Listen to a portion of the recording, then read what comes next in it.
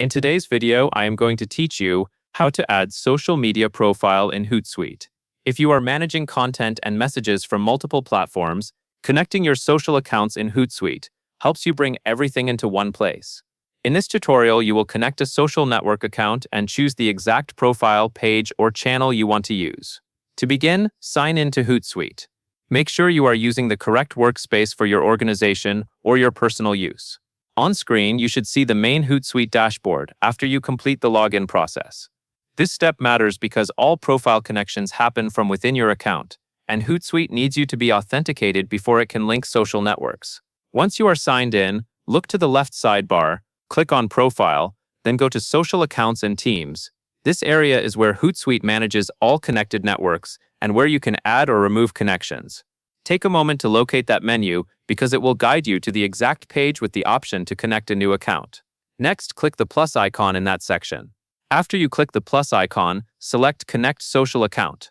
This is the starting point for the connection flow. On screen, you may see a panel or a prompt that indicates you are about to connect a new social profile. Keep your focus here because choosing the right option ensures you can complete the setup correctly. After that, choose the social network you want to connect. For example, you might connect a platform like a social media network or a business page account. Select the network you intend to use in Hootsuite so that you can start posting, scheduling, and monitoring from that platform.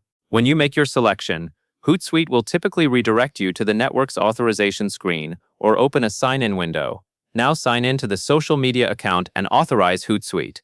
This authorization step is necessary because it grants permission for Hootsuite to access the account features it needs, such as reading content or managing posts, depending on the network's capabilities. Follow the prompts carefully and complete the sign-in for the account you want to connect. Be sure to authorize access when the permission request appears. Once the authorization is complete, return to Hootsuite. At this stage, you will be asked to select the profile, page, or channel if prompted.